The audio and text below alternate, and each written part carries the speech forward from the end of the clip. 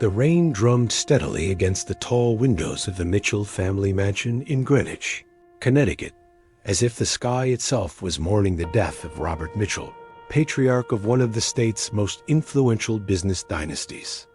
Sarah Mitchell stood at the edge of the mahogany-paneled study, feeling like an outsider in the house where she had grown up. At 28, she had learned to occupy the spaces her family left for her, which was to say, very little space. At all, the funeral had ended 3 hours ago, and now the family had gathered for the reading of her father's will. Sarah watched as her relatives arranged themselves around the room like chess pieces on a board, each positioning themselves according to the family hierarchy that had been established long before she was born.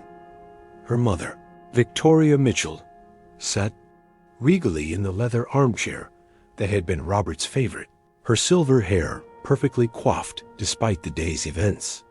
At 62, Victoria had perfected the art of looking elegant while simultaneously expressing disapproval, and today her gaze seemed to linger on Sarah with particular disdain.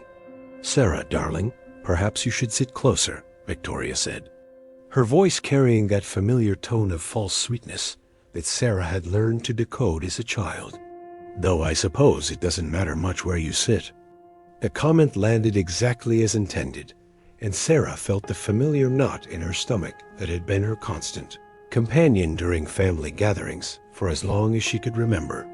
She remained standing by the window, choosing the distance, over-subjecting herself to closer scrutiny. Her older brother, James, 32, and the crown prince of the Mitchell legacy, sat in the chair closest to their mother. Everything about James screamed established wealth, from his perfectly tailored Armani suit to his Harvard MBA credentials to his marriage to Catherine, a woman whose bloodline could be traced back to the Mayflower. James had never questioned his place in the family hierarchy, and why should he? Every door had been opened for him since birth. "I still can't believe Dad's gone," James said, loosening his black tie slightly. Just last month, he was talking about the quarterly projections. "He lived for this company," added Sarah's younger sister, Emily, 26 and recently engaged to a hedge fund manager their parents had practically handpicked. Emily had always been the family's golden child, beautiful, compliant, and, most importantly, conventional in every way that mattered to the Mitchell family values. Sarah caught her reflection in the window and saw what her family saw, a woman who had never quite fit the mold. Her dark hair was shorter than the family approved of. Her black dress was elegant, but purchased off the rack rather than custom-made, and her entire demeanor spoke of someone who had stopped trying to win approval that would never come. The door opened, and Harold Pemberton, the family's longtime attorney, entered carrying a leather briefcase that Sarah knew contained the documents that would determine her family's future. Harold had been handling Mitchell family affairs for over 30 years, and his presence always signaled serious business. "Good afternoon, everyone," Harold said, his voice carrying the gravity of the occasion. "I know this is a difficult time, but Robert was very specific about when he wanted this will to be read." Sarah's heart began to race. Despite everything, despite years of being dismissed, criticized, and marginalized, some small part of her had hoped that her father's death might finally bring the recognition she had never received in life. Perhaps Robert Mitchell had seen something in his youngest daughter that he had never expressed while living. "Before we begin," Harold continued, removing his glasses to clean them, "I want to say that Robert spent considerable time on this will. Every decision was carefully thought out and reflects his deepest convictions about family, legacy, and responsibility." Victoria shifted in her chair, her jewelry catching the light. "Harold, we're all family here. Please just proceed." Harold nodded and opened the will.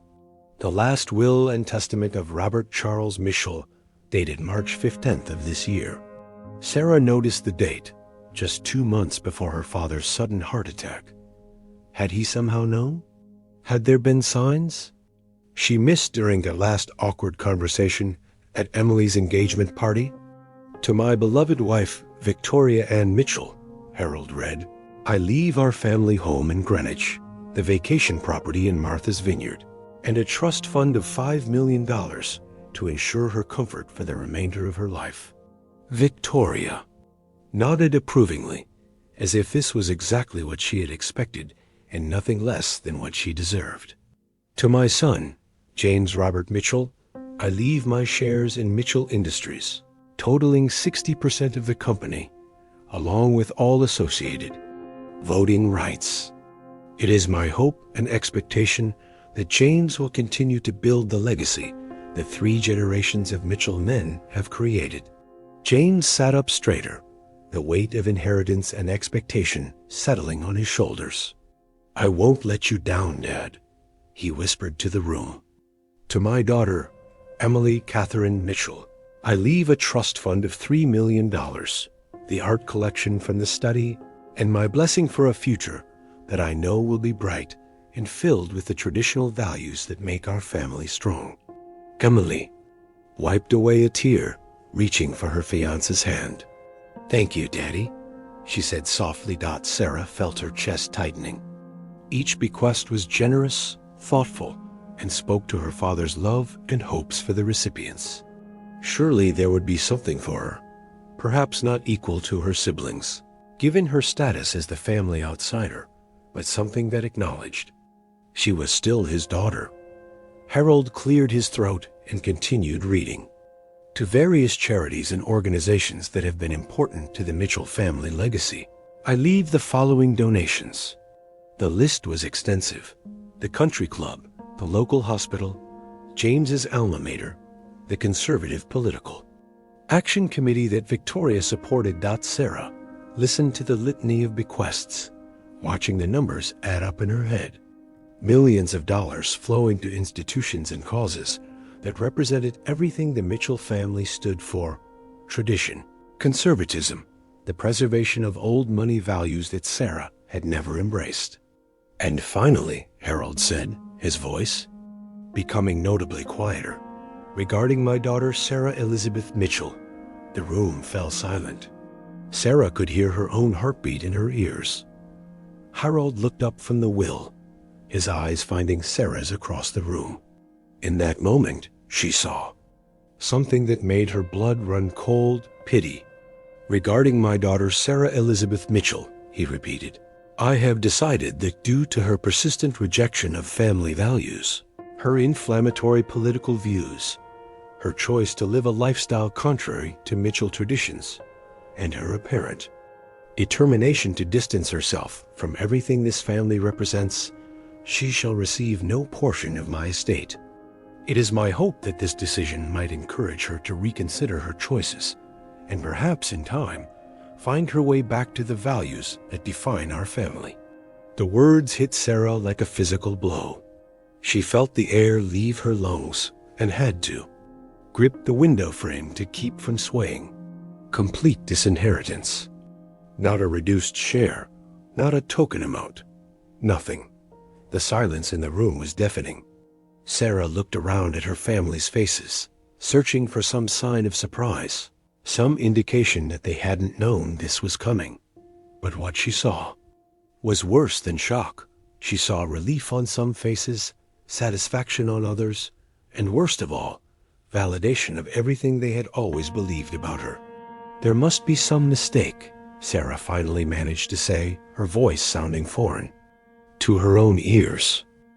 Harold shook his head sadly. I'm afraid there's no mistake, Sarah. Your father was very clear about this decision. He dictated this section to me personally and made me read it back to him twice to ensure accuracy. What exactly were these inflammatory political views? Sarah asked, her shock beginning to transform into anger. Supporting women's rights? Believing in marriage equality? Thinking that maybe our family's money could be used for something other than maintaining the status quo? Sarah, please, Victoria said, her voice sharp with warning. This is neither the time nor the place for one of your outbursts. My outbursts? Sarah laughed, but there was no humor in it. Mom, I'm 28 years old. I graduated summa cum laude from Columbia. I've built a successful career in technology. I've never asked this family for a single dollar since I left for college.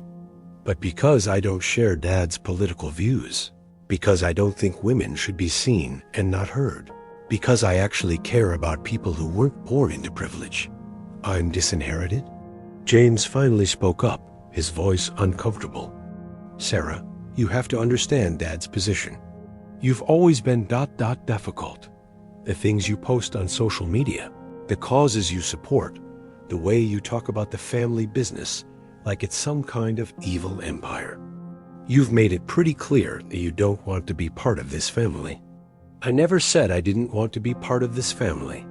Sarah's voice rose despite her efforts to maintain composure. I said I didn't agree with everything this family does. There's a difference between wanting change and wanting destruction. Emily shifted uncomfortably in her seat. Sarah, maybe if you had tried to understand Dad's perspective instead of always arguing with him. I did try to understand, Sarah said, feeling tears threatening but refusing to let them fall. I tried for years to make him see that loving.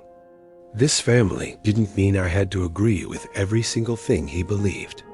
But apparently, in the Mitchell family, love is conditional on conformity.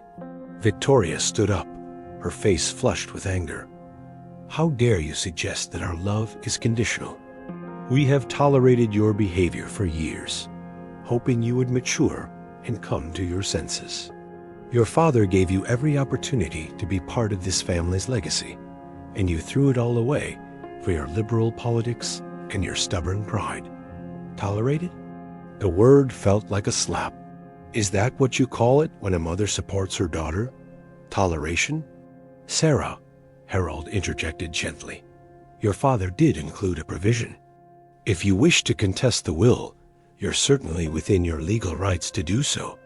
Sarah looked at the lawyer, then back at her family. She could contest it, tie up the estate in courts for years, drag the family name through public proceedings, force them to defend their decision to cut her out completely. But as she looked at their faces, she realized something that hurt more than the disinheritance itself. They expected her to fight. They expected her to make a scene to prove that. She was exactly the unstable, attention-seeking person they had always believed her to be. No, she said quietly, I won't contest it. The surprise on their faces was almost satisfying. Almost. I won't contest it because I don't want a single dollar that comes with the condition that I pretend to be someone I'm not. I don't want money. That's tied to values I can't support. And I certainly don't want to be part of a legacy built on the premise that conformity is more important than integrity. She walked toward the door, then turned back to face them one last time. But I want you all to remember this moment, she said, her voice steady now, filled with a determination that surprised even her. Remember the day you decided that your daughter, your sister, wasn't worth including in this family because she dared to think differently. Because I promise you, I will remember it too. Victoria scoffed. Sarah, you're being dramatic. Where will you go? What will you do? You work for some little tech startup that probably won't exist in 2 years. You have no connections, no resources, no safety net. Sarah smiled, and there was something in that smile that made James shift uncomfortably in his chair. You're right, Mom. I don't have any of those things. What I have is something this family taught me to value, even if you don't think I learned the lesson correctly. I have determination. I have intelligence. And now, thanks to all of you, I have motivation. She opened the study door, then paused. Dad always said that the Mitchell family built its fortune by recognizing opportunities that others missed. Well, congratulations. You just gave me the biggest opportunity of my life. You've shown me exactly what I'm capable of when I stop trying to win approval from people who will never give it. As Sarah walked through the grand foyer of the house where she had grown up, past the oil paintings of Mitchell ancestors, who had built the family fortune through steel and determination. She felt something she hadn't experienced in years. Clarity. The rain had stopped, and weak afternoon sunlight was breaking through the clouds as she got into her modest Honda Civic parked next to James's Mercedes and Emily's BMW. As she drove down the circular driveway for what she somehow knew would be the last time, Sarah made herself a promise. She would build something. Something bigger and more successful than anything the Mitchell family had ever created. And when she had built it, when she had proven that their values weren't the only path to success, she would come back. Not to ask for acceptance, not to beg for love, but to show them what they had thrown away. The black sheep was leaving the flock. But she wasn't running away. She was running toward something. Something that would make today's humiliation look like the greatest gift they had ever given her. Behind her, the Mitchell mansion grew smaller in her rearview mirror, but Sarah's resolve only grew stronger. They had wanted her to disappear? Fine. She would disappear. But when she came back, it would be on her own terms. 2 years later, Sarah Mitchell stood in the cramped kitchen of her studio apartment in Brooklyn, stirring instant coffee with a plastic spoon while her laptop displayed 3 different spreadsheets tracking her multiple income streams. The contrast between this moment in her life in Greenwich couldn't have been starker. But for the first time in years, Sarah felt like she was exactly where she belonged. The apartment was tiny, 400 square feet that she shared with a temperamental radiator and a refrigerator that made concerning noises at 3 a.m. But it was hers, paid for with money she had earned through a combination of freelance web development, weekend tutoring sessions, and a part-time job at a tech startup called Innovate Tech that operated out of a converted warehouse in Queens. "Sarah, you do realize it's Saturday morning, right?" called out Maya Chun, Sarah's best friend and roommate next door, through the paper-thin walls. "Normal people don't start coding before sunrise on weekends." Sarah smiled, taking a sip of her coffee and wincing at the bitter taste. "Normal people don't have Mitchell-sized goals with Mitchell-less resources." She called back. Maya knocked on the door and entered without waiting for an answer. A privilege earned through 2 years of friendship, forged in the trenches of New York's startup scene. At 29, Maya was a brilliant marketing strategist who had left a comfortable corporate job to chase her entrepreneurial dreams, making her one of the few people who understood Sarah's drive without questioning her sanity.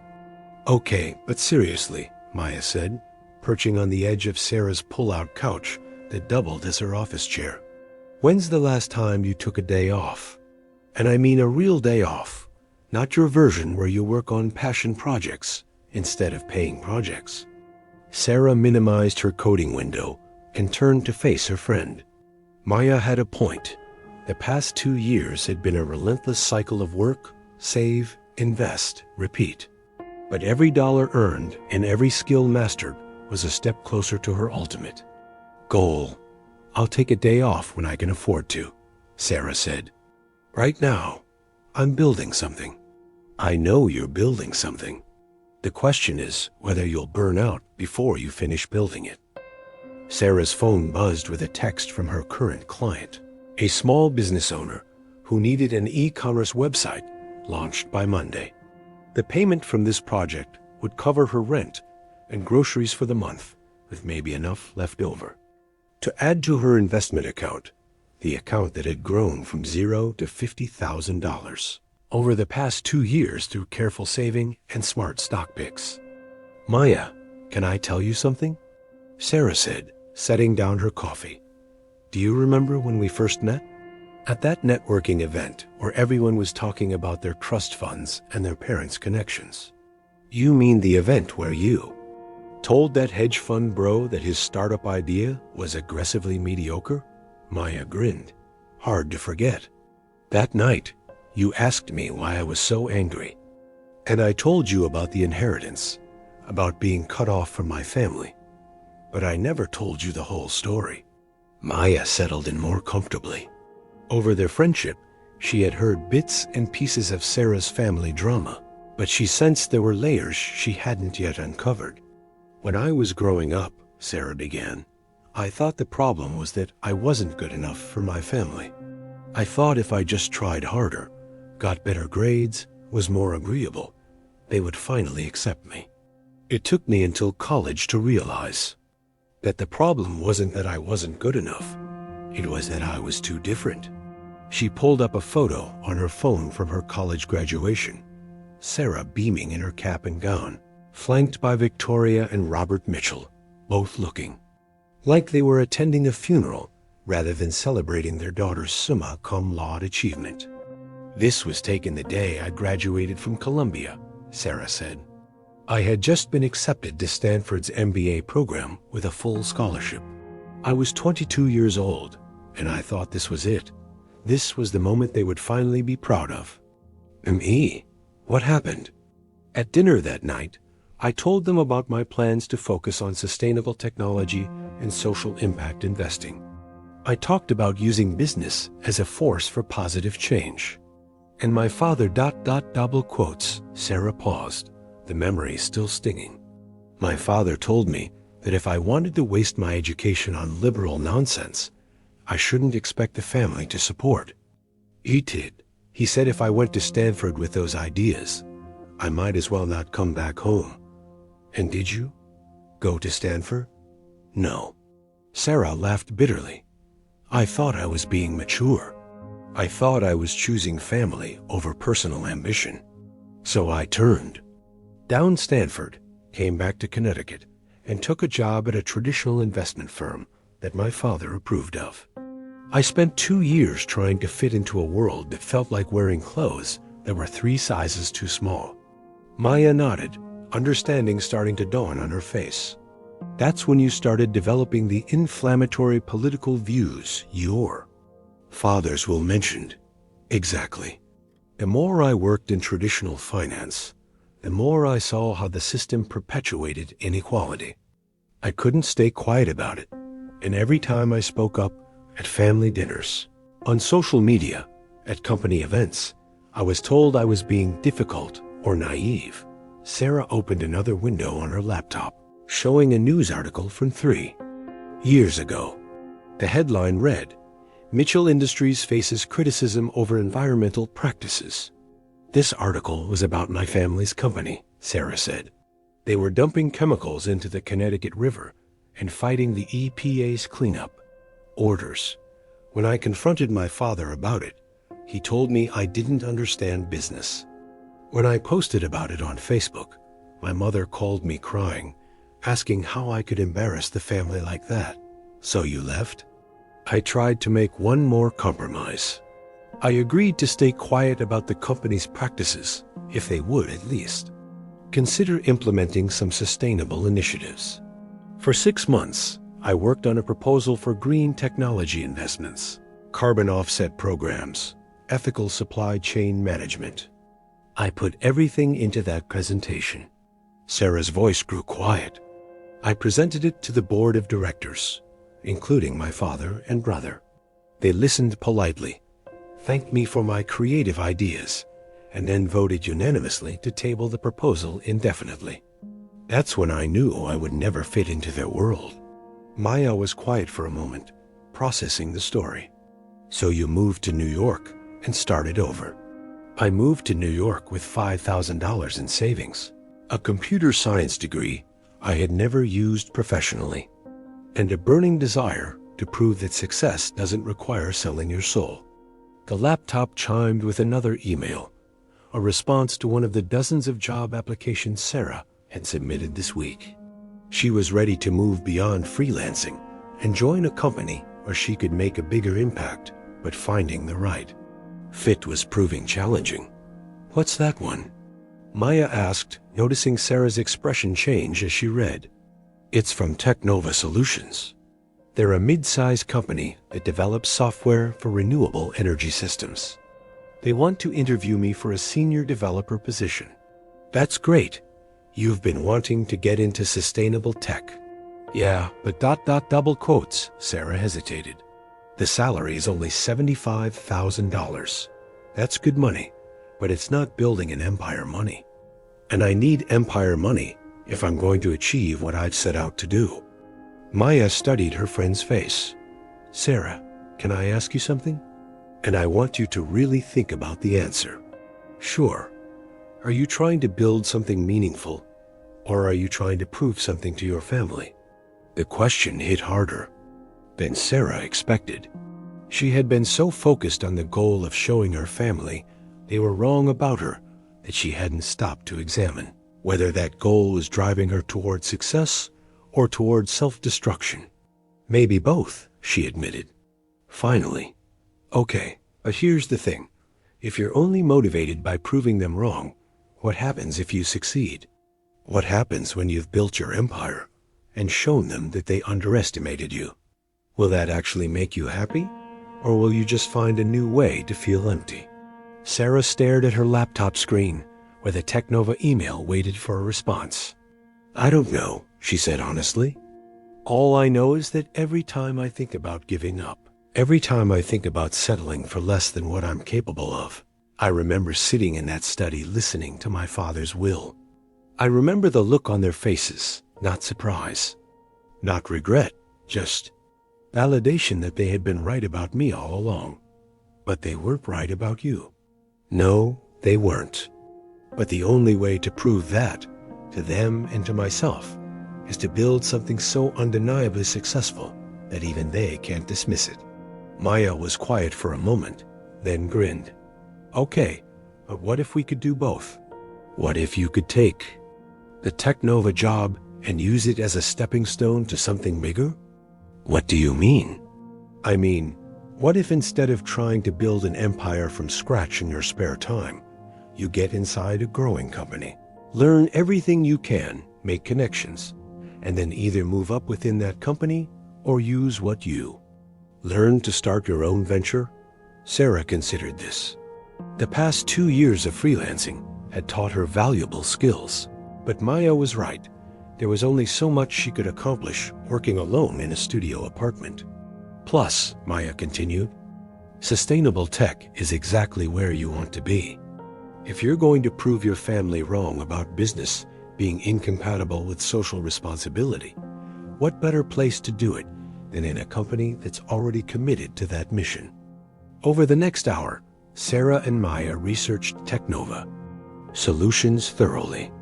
The company had been founded 5 years ago by 2 MIT graduates who left high-paying jobs at Google to focus on climate technology. They had secured significant venture capital funding and were growing rapidly with contracts from both government agencies and private corporations looking to reduce their carbon footprints. Look at this, Maya said, pointing to an article about Technova's latest funding round. They just raised $50 million in Series C funding. They're hiring aggressively and expanding into new markets.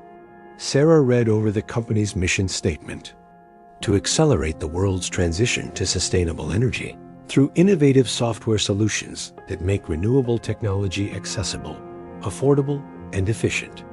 This is exactly what I wanted to do at Mitchell Industries, Sarah murmured. This is what I was trying to convince my father to invest in.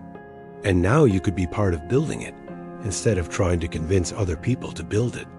Sarah drafted her response to the Technova recruiter, accepting the interview invitation.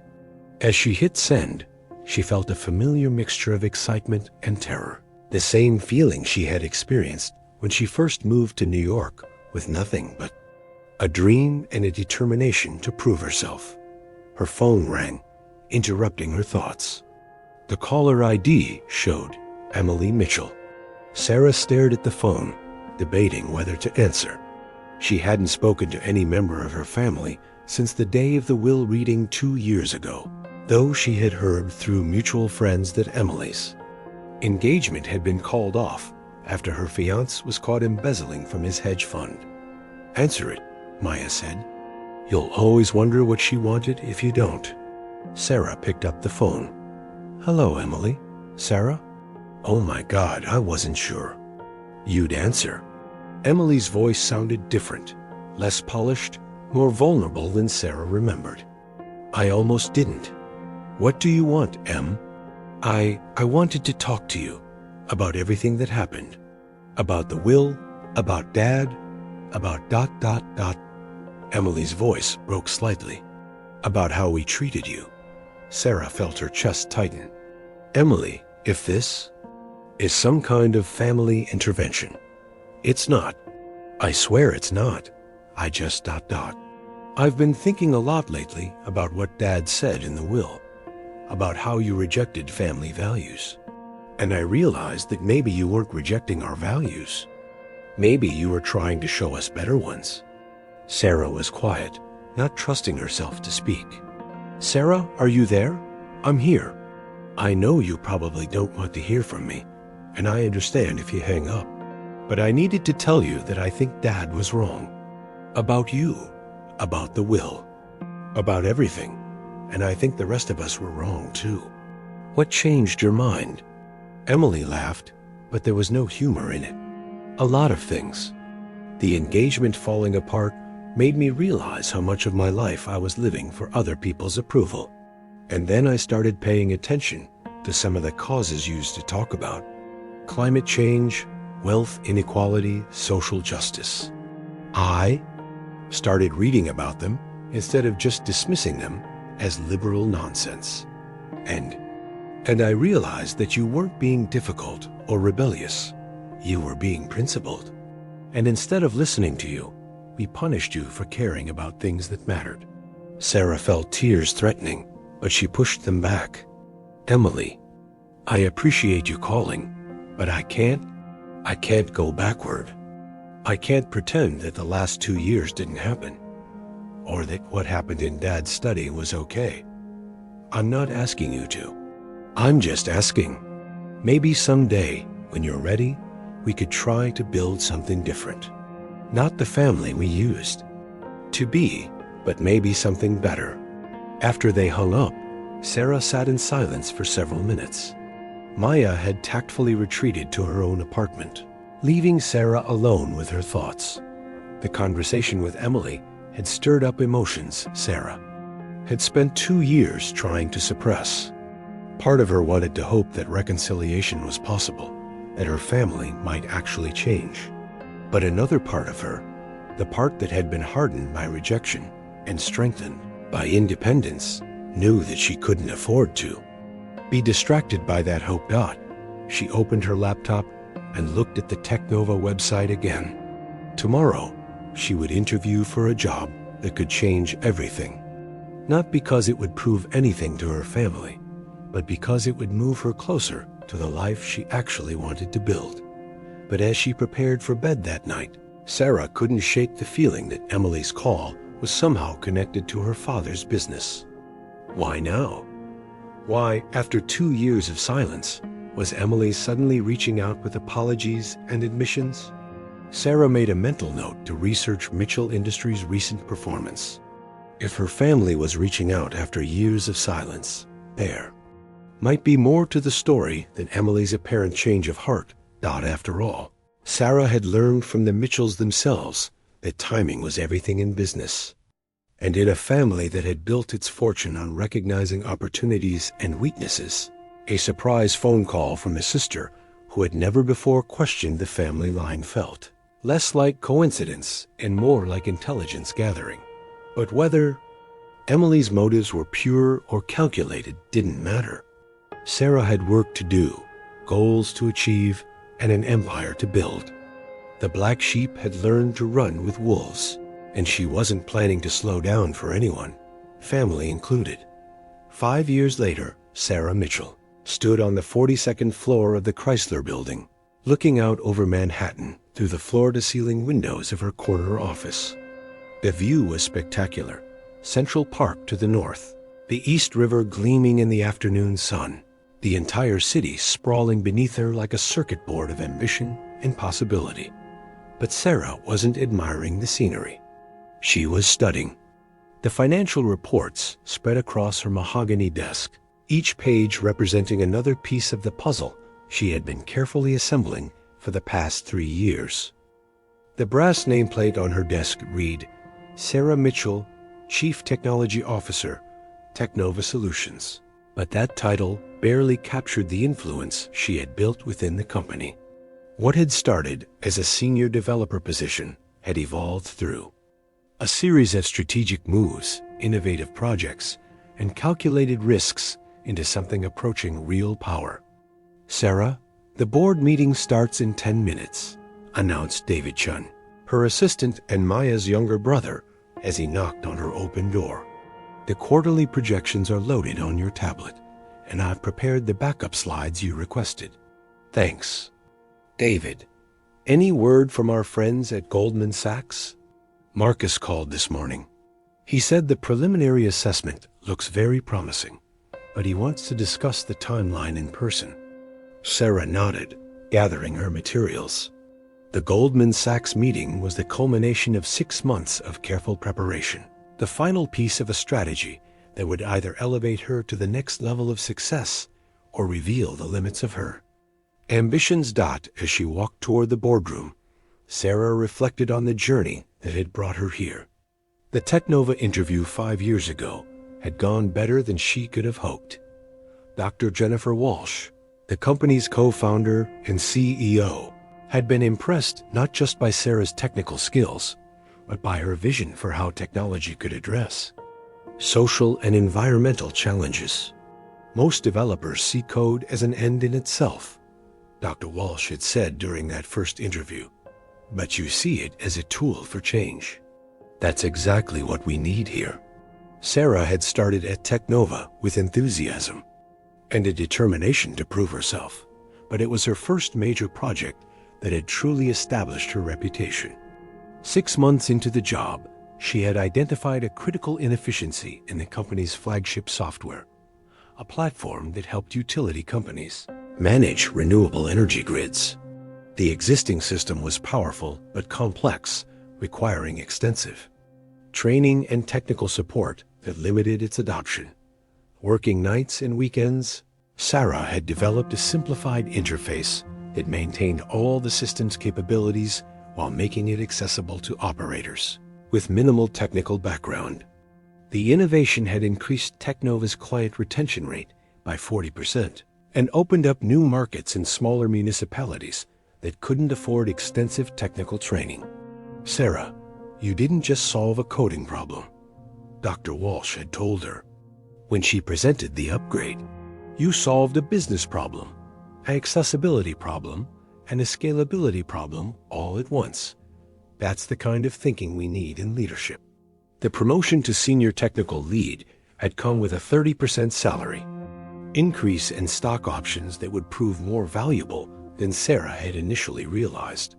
But more importantly, it had given her access to the company's strategic planning process and a front-row seat to how decisions were made at the executive level. Sarah had used that access carefully, building relationships across departments and demonstrating that her interests extended far beyond writing code. She had volunteered for cross-functional projects, offered to represent Technova at industry conferences, and gradually positioned herself as someone who understood both the technical and business sides of the company. The breakthrough had come 2 years ago when Technova won a massive contract with the Department of Energy to develop monitoring software for the national power grid. It was a $200 million project that would establish Technova as a major player in government contracting, but it also represented a level of complexity that pushed the company beyond its existing capabilities. Sarah had proposed a bold solution. Instead of trying to build everything in-house, Technova should create a consortium of smaller tech companies, each contributing specialized expertise, while Technova maintained overall system integration and project management. It was a risky strategy that required Technova to share both profits and credit, but it also meant they could deliver a more sophisticated product faster than any single company could manage alone. "You're talking about reinventing how we do business," CFO Michael Torres had said during the strategy meeting where Sarah presented her proposal. "This could revolutionize our entire approach to large-scale projects." The consortium model had worked spectacularly. Not only had Technova delivered the Department of Energy project on time and under budget, but the partnerships Sarah had forged led to 3 additional government contracts and opened doors to private sector clients who were impressed by Technova's collaborative approach. Sarah's promotion to Chief Technology Officer had been announced 6 months later, along with a compensation package that included significant equity in the company.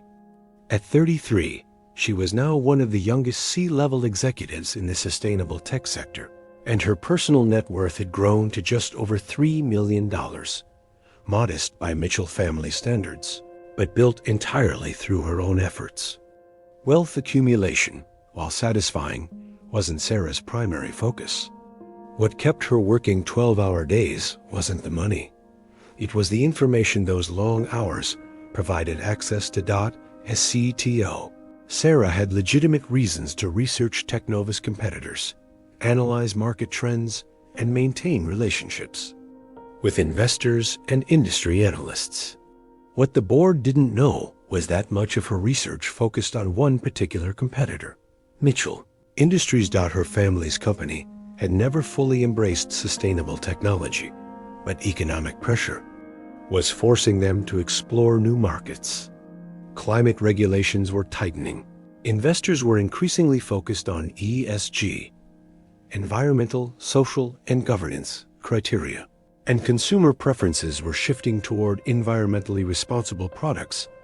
Sarah had been tracking Mitchell Industries' financial performance through quarterly reports, industry publications, and careful networking with mutual contacts. What she had discovered was a company struggling to adapt to a changing marketplace. Traditional manufacturing was becoming less profitable as regulations increased costs and emerging markets offered cheaper labor. Mitchell Industries' attempts to diversify into technology had been expensive failures, hampered by a corporate culture that valued hierarchy over innovation and tradition over adaptation. Most tellingly, the company's stock price had declined by 35% over the past 3 years, while competitors who had invested early in sustainable technology had seen significant growth. Mitchell Industries was still profitable, but the trend lines were ominous for a company that had built its identity on market dominance. Sarah? Dr. Walsh's voice brought her back to the present. The Technova board was assembled around the conference table, waiting for her presentation on Q3 performance metrics. Sorry, Jennifer. Just reviewing the final numbers. Sarah activated the wall-mounted display and began her presentation, but part of her mind remained focused on the meeting scheduled for tomorrow, a lunch with Marcus Goldman from Goldman Sachs that could change everything. As you can see, Sarah said, highlighting key statistics, our government contracts division exceeded projections by 15%, while our private sector growth rate of 28% represents the strongest performance in company history. Board member Catherine Lou raised her hand. Sarah, these numbers are impressive, but I'm curious about your thoughts on market expansion. Do you see opportunities for Technova to move beyond software into hardware manufacturing? It was exactly the opening Sarah had been hoping for. Actually, Catherine, I've been researching that exact question. There are several established manufacturers in the sustainable tech space that might be interested in strategic partnerships or acquisitions. She clicked to a new slide showing a comparative analysis of potential acquisition targets. Mitchell Industries wasn't on the list. That would have been too obvious. But the criteria she had outlined made it clear that traditional manufacturers with existing infrastructure were ideal candidates for companies like Technova that had software expertise but needed hardware capabilities. The advantage of acquiring an established manufacturer, Sarah continued, is that we get their production capacity, supply chain relationships, and institutional knowledge while bringing our technological innovation to their operations. It's the same consortium model that worked so well for the Department of Energy project, but at a corporate level. Dr. Walsh leaned forward with interest. Do you have specific targets in mind? I've identified several possibilities, Sarah sighed carefully. But I think our next step should be to retain an investment bank to conduct a formal market analysis. We need to understand not just which companies might be good fits, but which ones might be motivated to sell. The meeting continued for another hour, covering budget approvals, personnel decisions, and strategic planning for the next fiscal year. But Sarah could see that her acquisition proposal had captured the board's imagination.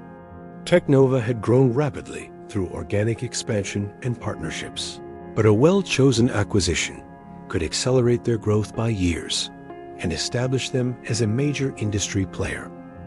After the board meeting, Sarah returned to her office and opened a secure folder on her computer labeled Market Research Confidential. Inside were detailed financial analyses of a dozen potential acquisition targets, but the thickest file was labeled Mitchell Industries.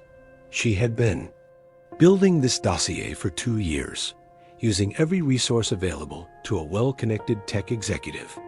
Public financial reports, industry insider information, even social media posts from Mitchell Industries. Employees had contributed to a comprehensive picture of a company in slow decline. The analysis made sobering reading. Mitchell Industries. Traditional manufacturing business was being squeezed by international competition and increasing environmental regulations. Their attempts to modernize had been hampered by internal resistance to change and a management team that didn't understand technology markets. Most critically, the company was carrying significant debt from a failed expansion into overseas manufacturing 3 years ago. They were meeting their current obligations, but cash flow was tight and getting tighter as their core markets continued to shrink. Sarah's phone buzzed with a text from Maya. Drinks tonight? I have news about the California contracts. Maya had left Technova the previous year to start her own marketing consultancy, but she remained Sarah's closest confidant and occasional business partner. Her new company had already landed several major clients, including 3 California utilities that were planning massive renewable energy installations. Can't tonight, Sarah replied, but lunch tomorrow? I have news too. The next morning, Sarah met Maya at a quiet restaurant in Soho, choosing a corner table where they could speak privately. Maya arrived wearing the kind of designer outfit that announced success without being ostentatious. Exactly the image her consulting business required. You look like someone who's about to change the world, Maya said, settling into her chair. Or someone who's about to do something that scares the hell out of her. Maybe both, Sarah admitted. Maya, I need to tell you something, but I need you to promise me that this conversation stays between us. You're starting to worry me. Are you sick? Are you leaving Technova? Are you moving back to Connecticut? I'm thinking about acquiring Mitchell Industries. Maya stared at her for several seconds, then signaled the waiter for a stronger drink. Okay, let me make sure I understand this. You want Technova to acquire your family's company? The company that your family runs? The family that disinherited you 7 years ago? Yes, that's exactly what I'm thinking. Sarah, that's not an acquisition. That's revenge. It's both. But Maya, this isn't just about settling old scores. Mitchell Industries is actually a perfect fit for Technova's expansion strategy. They have manufacturing capabilities we need, existing relationships with government contractors, and infrastructure that would take us years to build from scratch. Sarah pulled out her tablet and showed Maya the same analysis she had presented to the board, with additional details that revealed the full scope of her research. Look at these numbers, Sarah said. Their revenue has declined every year for the past 3 years. Their stock price is at a 5-year low. They've got debt service requirements that are eating into their cash flow, and their management team has no experience in growth markets like sustainable technology. Maya studied the data, her expression growing more serious. These are definitely the numbers of a company that might be motivated to sell. But Sarah, there's something you're not considering. What? Your family will never sell. To you. Even if Technova makes the best offer, even if it's clearly in their financial interest, they'll find a way to reject it. You said it yourself. They'd rather maintain control than admit they were wrong about you. Sarah smiled, and there was something in that smile that made Maya nervous. That's why they're not going to know it's me until it's too late. She explained her plan. Goldman Sachs would approach Mitchell Industries on behalf of an unnamed client interested in acquiring undervalued manufacturing assets. The initial offer would be attractive, but not generous enough to seem suspicious. Negotiations would focus on Technova's strong financial position and growth prospects, with Sarah's involvement kept confidential until after the deal was signed. You're talking about a hostile takeover, Maya said. I'm talking about a strategic acquisition with confidential client representation, Sarah corrected. It's completely legal and fairly common in corporate restructuring. Legal, yes, but Sarah, this is your family. Even if they treated you badly, even if they deserve what's coming, are you sure you want to do this? Sarah thought about Emily's phone call 2 years ago and the follow-up calls that had come sporadically since then. Her sister had continued reaching out, always with apologies and expressions of regret, but never with concrete actions or real change. The latest call had come just 3 months ago, with Emily mentioning difficult times at the company and wondering if Sarah might be interested in exploring opportunities for reconciliation. Maya, my family had 7 years to reach out to me. 7 years to acknowledge that maybe they were wrong. Instead, the only time I hear from them is when Emily calls with vague hints about difficult times and opportunities for reconciliation. That tells me everything I need to know about their motivations. But what if Emily's calls were genuine? What if she really has changed and she's trying to rebuild your relationship? Then she should have led with that instead of waiting until the company needed help. Sarah closed her tablet and leaned back in her chair. Maya, I learned something important from my family. Business is business. It taught me that success matters more than sentiment, that strategic thinking trumps emotional attachment. Well, I'm better at both of those things than they ever were. Maya was quiet for a moment, then asked the question Sarah had been dreading. And what happens after you succeed? Let's say you pull this off. Let's say you acquire Mitchell Industries and prove once and for all that they underestimated you. Then what? Do you think it will make you happy? It was the same question Maya had asked 7 years ago, and Sarah still didn't have a complete answer. But she had clarity about one thing. I don't know if it will make me happy, she said, but I know that not doing it will make me regret it for the rest of my life. I've built something real, Maya. Technova is successful. My career is thriving. I have financial security and professional respect. But there's still this part of me that wonders, what if? What if I'm not as strong as I think I am? What if I'm not as capable as I believe? What if my family was right about me? They weren't right about you. I know that intellectually, but I need to prove it. Not just to them, but to myself. I need to know that the little girl who got dismissed and disinherited can grow up to acquire the company that rejected her. Maya signaled for the check. Okay, I can't talk you out of this, and honestly, I'm not sure I want to. But promise me one thing. When you do this, when you walk into that boardroom and reveal who you are, make sure you're doing it for the right reasons. Make sure you're not just proving them wrong, but proving yourself right. That afternoon, Sarah sat in Goldman Sachs' conference room, across from Marcus Goldman and his team of analysts. The meeting was a formality. She had been building this relationship for months, and Marcus had already indicated his firm's willingness to represent Technova in acquisition discussions. Sarah, I've reviewed the targets on your list, Marcus sighed, and I think Mitchell Industries represents the most interesting opportunity. Their asset base is substantial, their debt level is manageable, and their current valuation suggests the market hasn't recognized their potential in sustainable manufacturing. What about management? Sarah asked. Are they likely to be receptive to acquisition discussions? Based on their recent performance and debt service requirements, I believe they'll be very receptive to the right offer. The key will be structuring the deal to appeal to their need for financial stability while giving Teknova the operational control you're looking for. Sarah nodded, maintaining the professional demeanor that had served her so well in corporate negotiations. And the timeline? If Teknova's board approves the initiative, we could begin preliminary discussions within 2 weeks.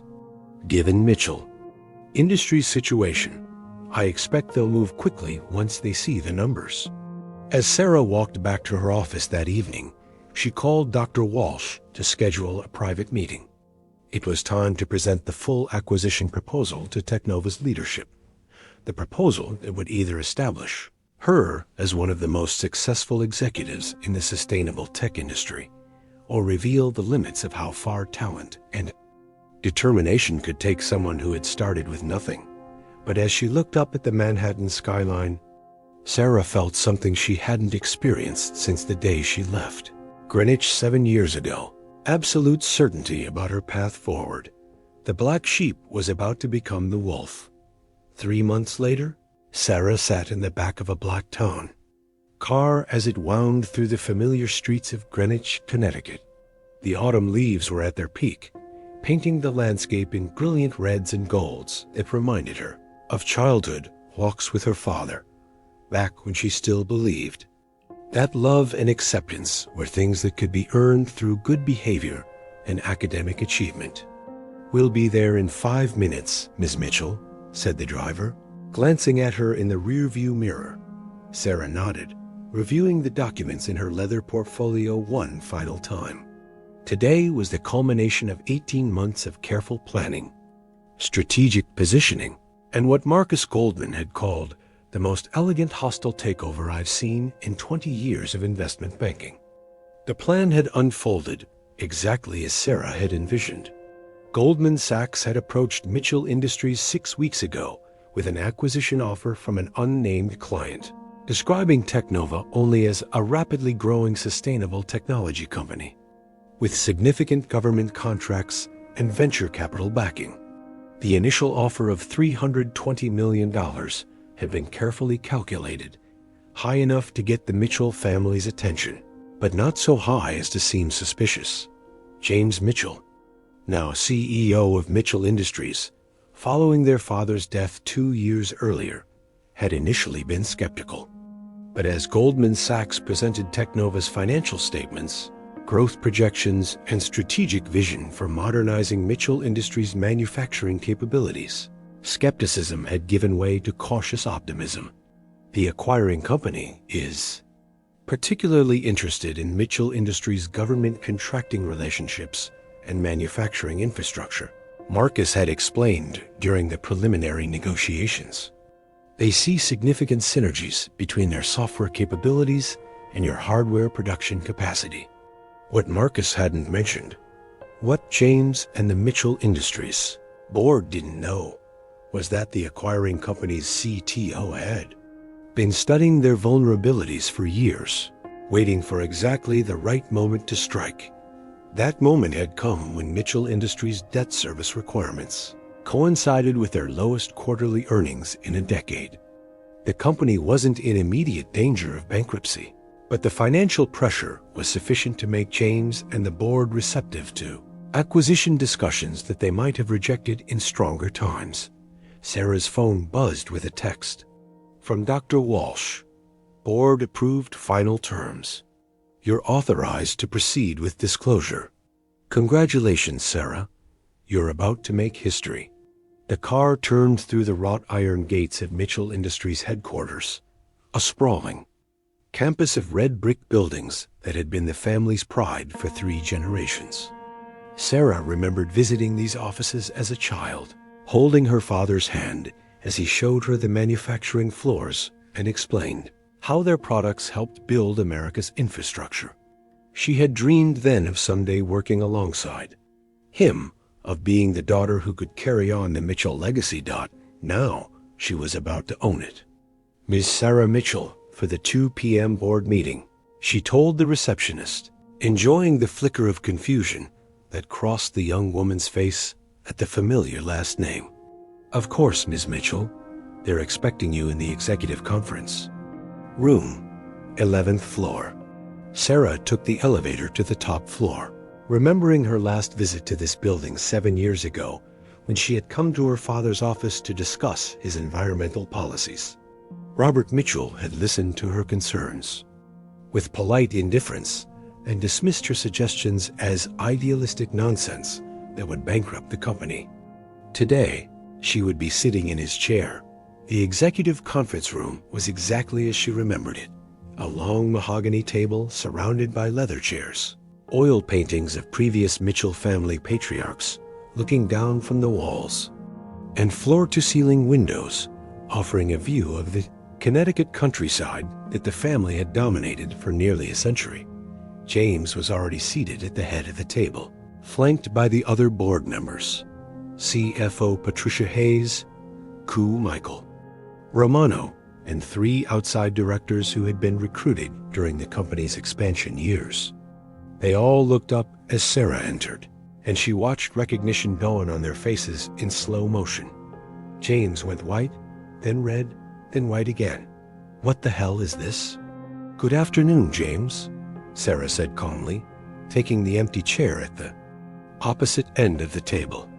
Thank you all for agreeing to meet with Technova's representatives. Representatives? Patricia Hayes looked confused. I thought we were meeting with the acquisition team.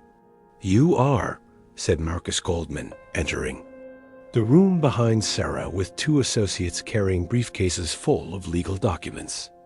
Ms. Mitchell is Technova's Chief Technology Officer and the primary architect of this acquisition proposal.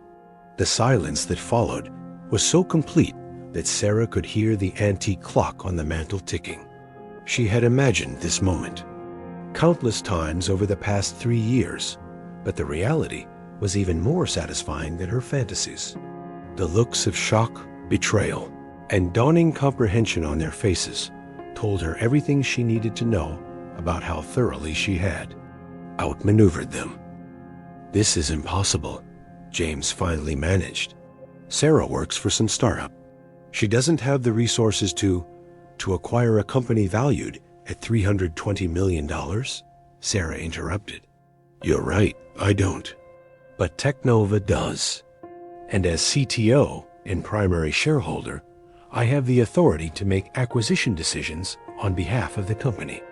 She opened her portfolio and slid a copy of Technova's latest financial statement across the table.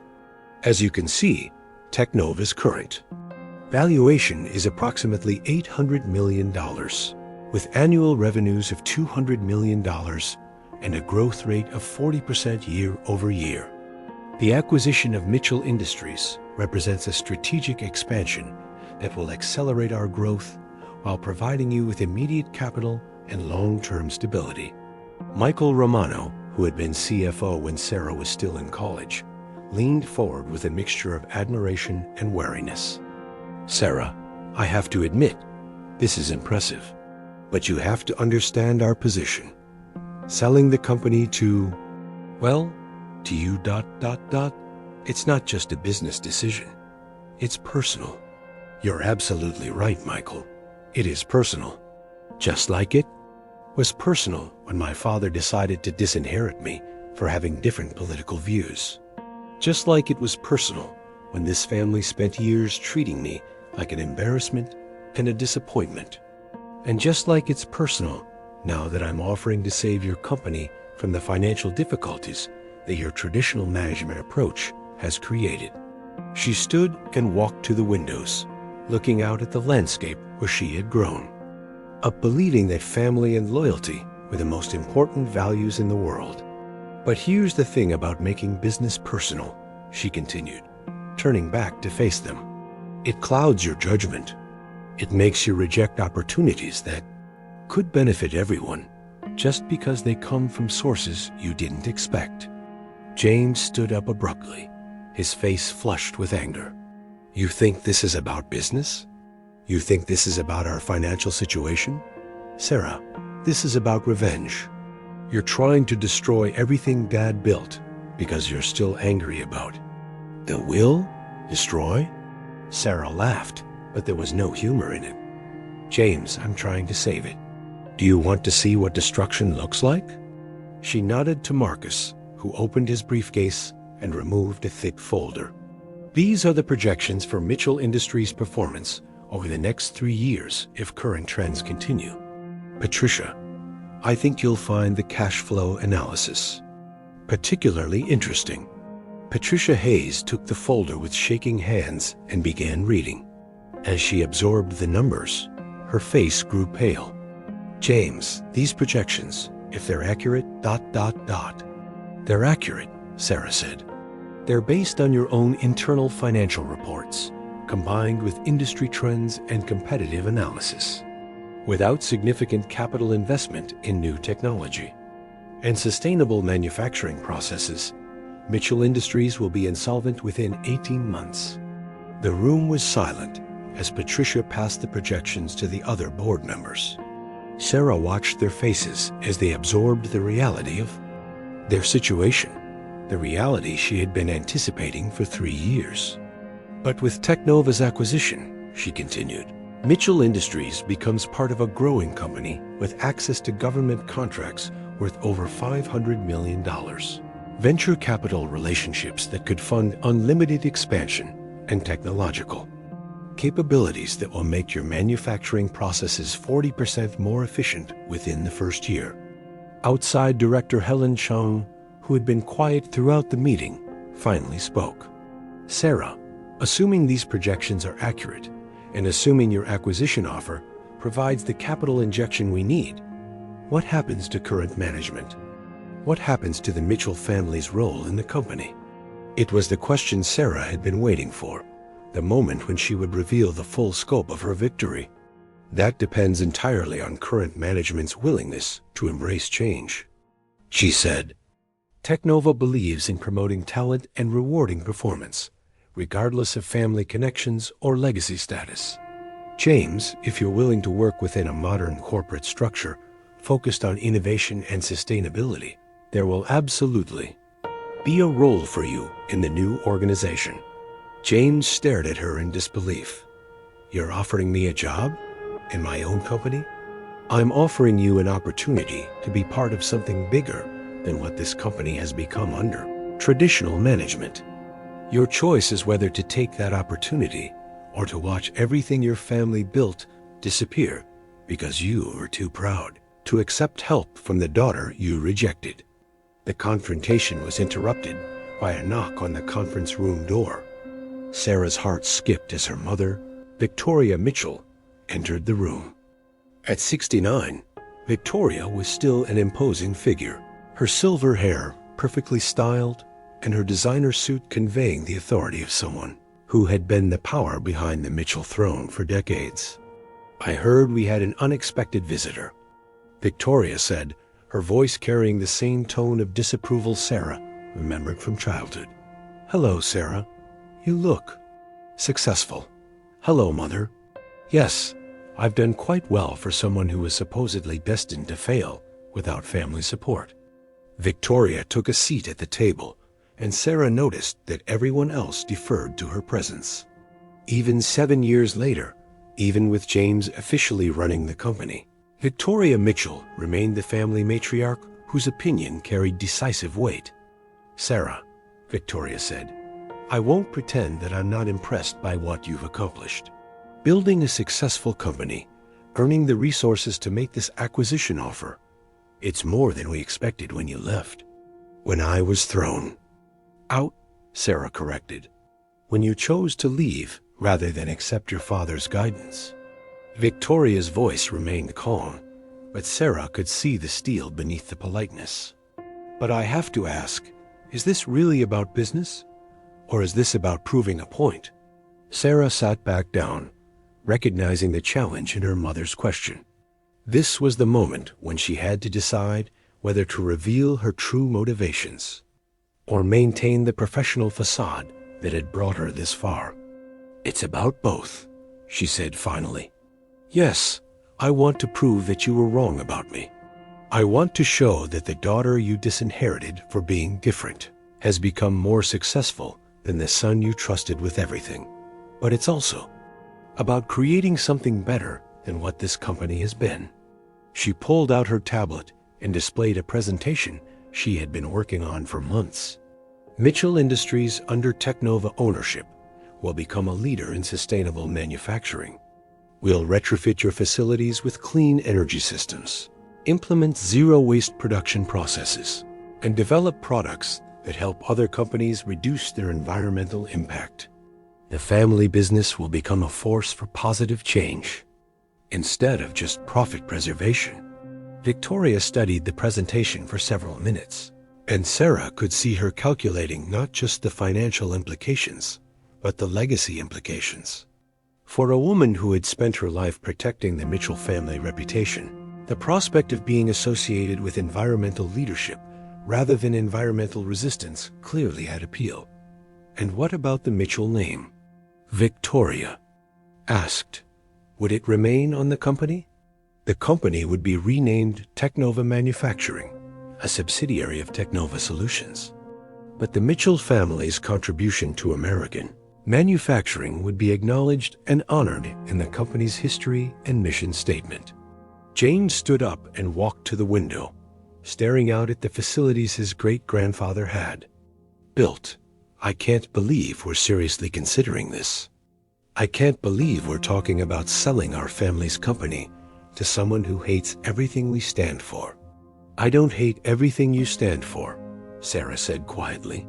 "I hate the parts of what you stand for that are destructive and outdated. But I love the parts that built something lasting and meaningful." "James, your great-grandfather started this company because he wanted to create something that would outlast him. He wanted to build something that would matter. Well, this is how we make sure it matters for the next century." The room fell silent again as everyone absorbed the weight of the decision before them. Sarah could see the internal struggles playing out on their faces: pride versus pragmatism, tradition versus survival, family loyalty versus business necessity. Finally, Patricia Hayes spoke up. "I need to ask the practical question. Sarah, if we reject this offer, what happens? Do you have other acquisition targets? Will Teknova continue to grow and compete in markets where we're trying to expand?" Sarah nodded. "Teknova will continue to grow with or without Mitchell Industries. But I'd prefer to grow with you. Despite everything that's happened between our family, this company still represents something important. I'd rather preserve and improve it than compete with it until it disappears." Victoria exchanged a long look with James, and Sarah could see the silent communication that passed between them. Finally, Victoria turned back to her daughter. "Sarah, you've certainly proven that we underestimated you. The question now is whether you've proven it to yourself, or whether you need us to surrender completely before you can feel vindicated." It was a more perceptive question than Sarah had expected, and one that cut to the heart of her deepest uncertainties. Did she need her family's defeat to feel successful? Or was she strong enough to find satisfaction in building something positive from the ruins of their relationship? "I think," Sarah said slowly, "that the best revenge is success that benefits everyone. I don't need you to surrender. I need you to evolve." Marcus Goldman cleared his throat and opened his briefcase again. "If the board is ready to proceed, I have the final acquisition documents prepared for review. The offer remains $320 million, with the transition to be completed over 6 months to ensure operational continuity." Sarah watched as her family and the board members reviewed the documents that would end 90 years of independent Mitchell family control over the company that bore their name. She had imagined this moment would feel like triumph, like vindication, like the ultimate proof that she had been right and they had been wrong. Instead, what she felt was something more complex: sadness for the years they had lost to pride, and stubbornness, relief that the struggle was finally over, and responsibility for the future she was about to create. "James," she said, "I meant what I said about there being a role for you in the new organization.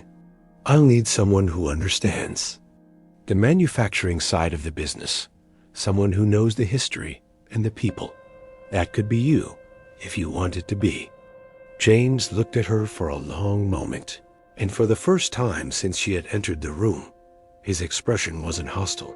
"What kind of role?" "Vice President of Manufacturing Operations, reporting to me as CTO. You'd oversee the transition to sustainable production methods and manage relationships with existing clients and suppliers. It would be a significant position with real authority and the opportunity to shape the company's future direction." Victoria leaned forward. "And what about the rest of the family? What about the employees who have worked here for decades?" "No one loses their job because of the acquisition," Sarah promised. "Everyone gets the opportunity to be part of the new vision. Some will choose to leave, and that's fine. But anyone who wants to stay and grow with the company will have that chance." After 2 hours of negotiations, questions, and careful review of legal documents, the Mitchell Industries board voted unanimously to accept Technova's acquisition offer. Sarah watched as James signed the documents that transferred control of his family's legacy to the sister who had been written out of that legacy 7 years earlier. As the lawyers packed up their papers and the board members filed out of this conference room, Sarah found herself alone with her mother and brother for the first time since the day of the will reading. "Well," Victoria said, "I suppose congratulations are in order. You've achieved something that very few people could have accomplished." "Thank you," Sarah said, though the words felt strange after so many years of silence between them. James stood at the window again, looking out at the facilities that were no longer his family's independent domain. "Sarah, can I ask you something?" "Of course." "Was any of this about more than proving us wrong? Was any of this about actually wanting to be part of the family again?" Sarah considered the question carefully. "I wanted to be part of a family that could accept me as I am, not as they wanted me to be. If this acquisition helps create that family, then yes, it was about more than proving you wrong." Victoria gathered her purse and coat, preparing to leave. "Sarah, your father made many mistakes. Cutting you out of his will was probably the biggest one. But I hope you understand that it came from love, even if it was misguided love." "I understand that now," Sarah said. "But understanding and forgiving are different things. I can work with this family. I can build something positive with this family. But I can't pretend that the last 7 years didn't happen." As her mother and brother left the conference room, Sarah remained behind, sitting alone at the head of the table where her father had once presided over board meetings. In 6 months, when the transition was complete, this would be her conference room, her company, her responsibility. She had set out to prove that the black sheep could become the wolf. What she hadn't expected was that becoming the wolf would feel less like victory and more like the beginning of an entirely new challenge.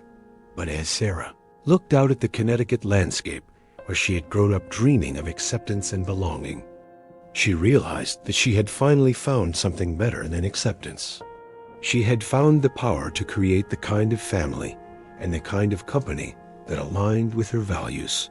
The little girl, who had been rejected for being different, had grown up to acquire the very institution that had rejected her. And now, she had the opportunity to transform it into something that would never reject another little girl for daring to think differently. That, Sarah realized, was worth more than any inheritance ever could have been. 2 years later, Sarah stood before the floor-to-ceiling windows of what had once been her father's office, now redesigned as her own workspace overlooking the transformed Mitchell Industries campus.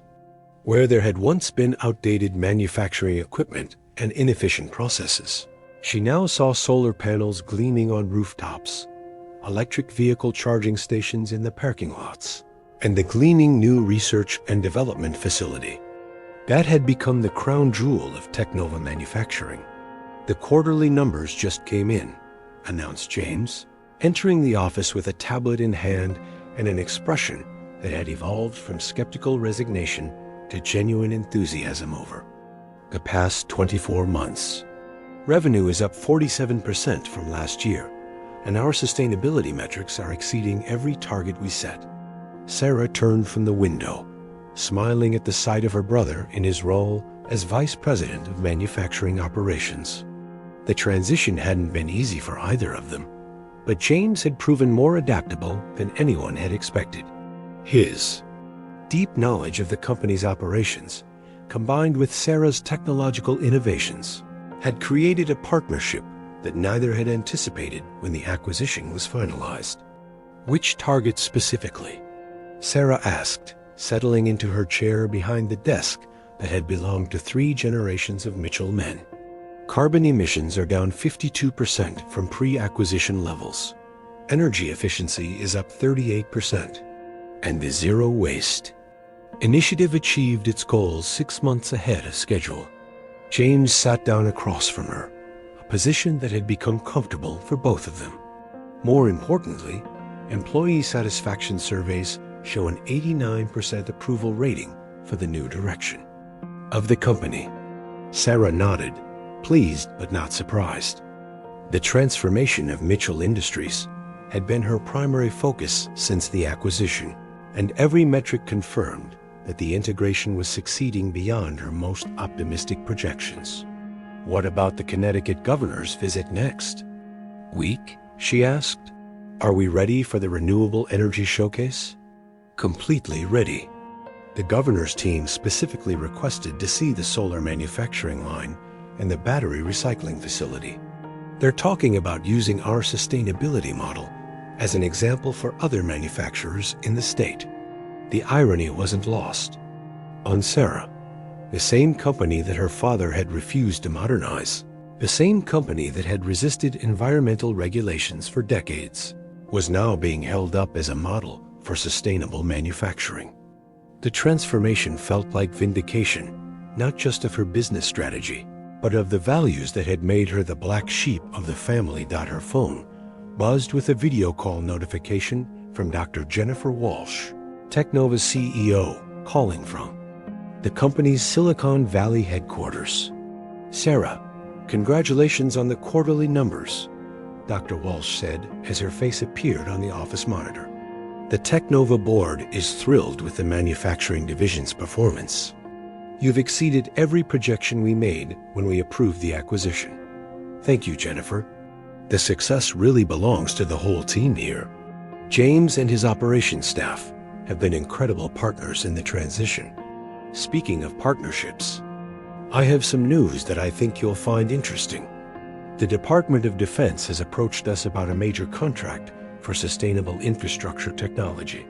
They want Technova Manufacturing to lead a consortium developing next-generation power systems for military bases." Sarah felt her pulse quicken. A Department of Defense contract would be the largest in Technova's history and would establish the company as a major player in government contracting. "What's the scope of the contract?" $2.3 billion over 5 years, with potential for renewal.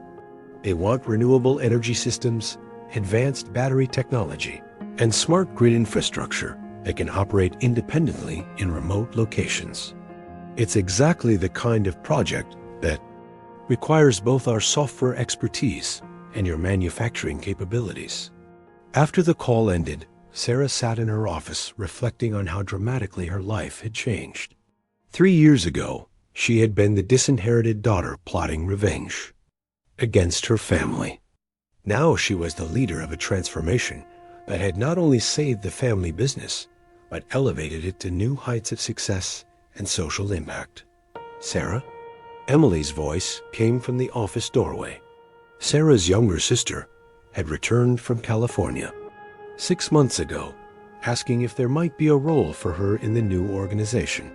After years of aimless drifting between charity work and social events, Emily had surprised everyone by showing genuine interest in the company's sustainability initiatives. Come in, Em. How did the community outreach meeting go? Emily entered with a folder full of notes and photographs.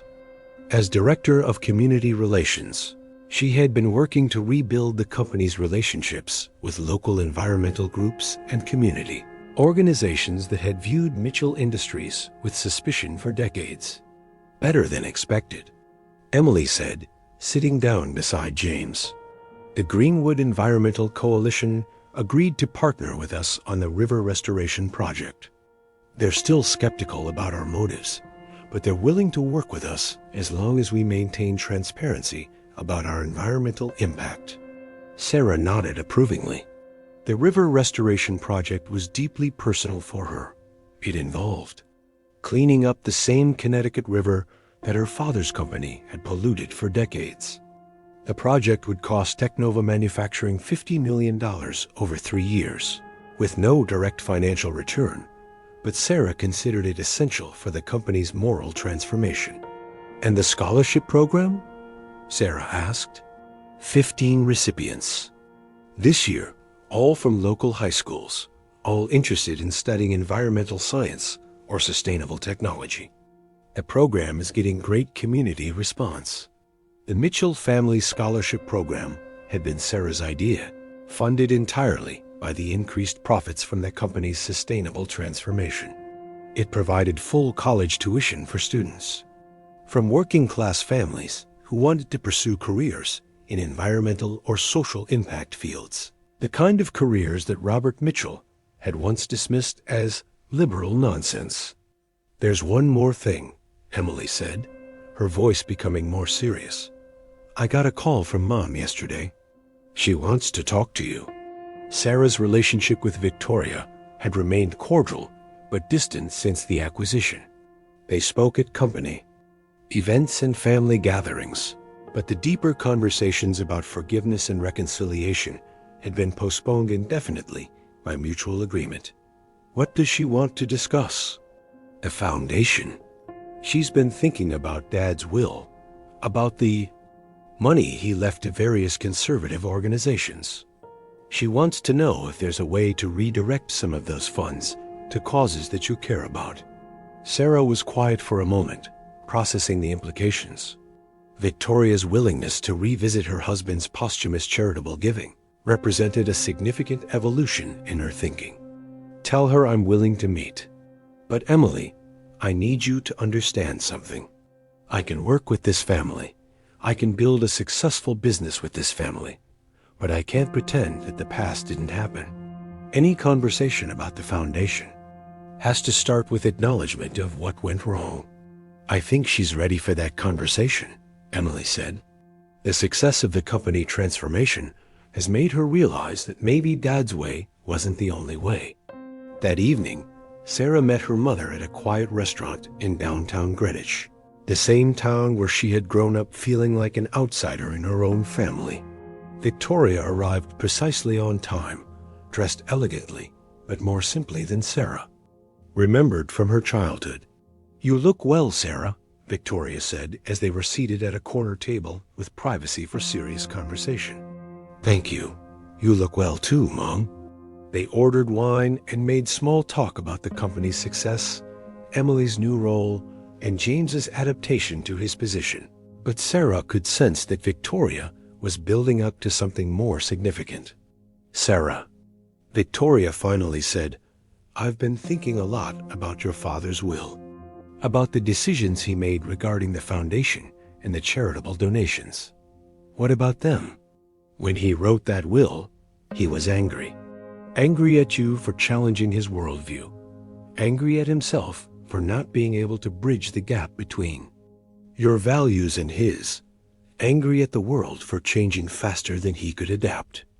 Victoria paused, sipping her wine. But anger isn't a good foundation for charitable giving. Sarah waited, sensing that her mother had rehearsed this conversation carefully. I want to establish a new foundation, Victoria continued. The Robert and Victoria Mitchell Foundation for Sustainable Development. I want to redirect a significant portion of the charitable funds to environmental causes, educational programs, and social justice initiatives. Why? Sarah asked. What changed your mind? Victoria looked out the restaurant window at the Greenwich streetscape where both of them had grown up, watching what you've done with the company, seeing how success and social responsibility can coexist, realizing that your father's resistance to change wasn't strength, it was fear. And what do you want from me? I want you to help me design the foundation's mission and select the causes we'll support. I want the foundation to reflect the values that you've brought to the company. Sarah felt emotions she hadn't expected. Not triumph, but something closer to relief. Mom, that's a generous offer. But I need to ask you something, and I need you to answer honestly. Of course. Are you doing this because you genuinely believe it's right, or because you're trying to assuage guilt about how the family treated me? Victoria was quiet for a long moment, considering the question carefully. Both, she admitted finally. I do feel guilty about the way we handled your differences with your father. We should have found a way to honor your values while maintaining family unity. But I'm also doing this because the past 2 years have shown me that your approach to business and social responsibility actually works. And you can live with supporting causes that Dad would have opposed. Your father was a good man who built something important, but that doesn't mean all of his opinions were correct. I think he would have come around eventually if he had lived to see what you've accomplished. Over the following months, Sarah found herself in a position she had never expected, rebuilding relationships with family members who had spent years dismissing her values. The process wasn't easy or comfortable, but it was genuine in ways that their previous interactions had never been. The most surprising development was her evolving relationship with James. Working together daily had forced them to move beyond their childhood dynamics and relate to each other as professional equals. Sarah discovered that her brother was more thoughtful and adaptable than she had given him credit for, while James began to appreciate his sister's strategic thinking and technical expertise. You know, James said one afternoon as they reviewed plans for the new research facility. I owe you an apology. For what specifically? Sarah asked, looking up from the architectural drawings. For assuming that your criticism of the company meant you didn't care about the family. For thinking that wanting change meant you wanted to destroy everything Dad built. And I owe you an apology for assuming that your loyalty to Dad meant you were incapable of independent thinking. The research facility they were planning would be the most visible symbol of the company's transformation.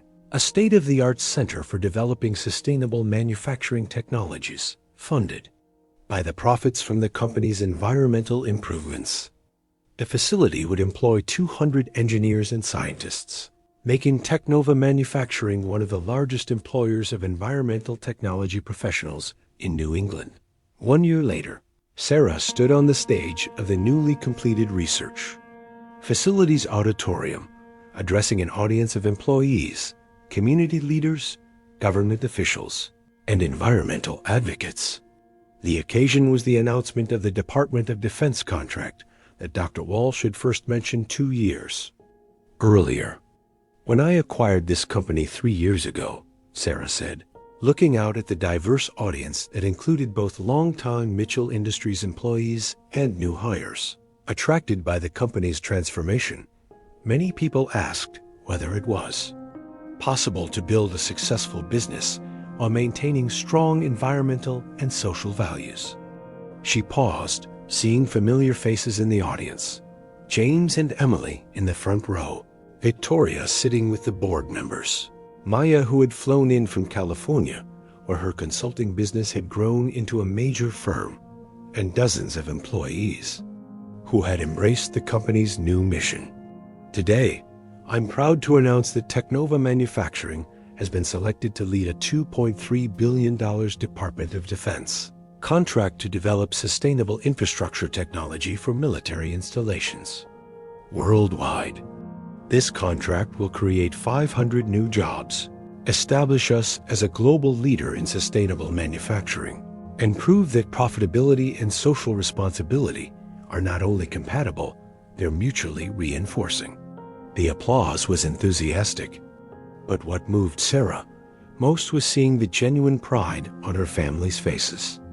These were people who had once viewed her values as threats to their success, now celebrating the fact that those same values had elevated their company to unprecedented heights. After the announcement, Sarah found herself alone with Victoria in the reception area, watching the celebration continue around them. "Your father would be proud," Victoria said quietly. "Do you really think so?" "I think your father would be amazed, not just by your success, but by your capacity for forgiveness. You could have destroyed this family when you acquired the company. Instead, you found a way to transform it." Sarah considered this. "I didn't do it for forgiveness, Mom. I did it because destruction would have been easy, but building something better was the real challenge." "And that," Victoria said, "is exactly what makes you your father's daughter." As Sarah drove home that evening through the Connecticut countryside, where she had grown up feeling like she didn't belong, she reflected on the journey that had brought her to this point. The black sheep who had been rejected for being different had not only survived the rejection, she had used it as motivation to become exactly who she was meant to be. The company that had once symbolized everything she opposed now embodied everything she believed in. The family that had once made her feel like an outsider now looked to her for leadership and vision. Most importantly, she had learned that the best revenge wasn't destroying the people who had hurt her. It was proving that their limitations didn't have to become her limitations. Sarah had set out to acquire her family's company. What she had ended up acquiring was something far more valuable: the power to define her own legacy and the wisdom to use that power for building rather than destroying. The inheritance she had been denied turned out to be far less valuable than the inheritance she had created for herself.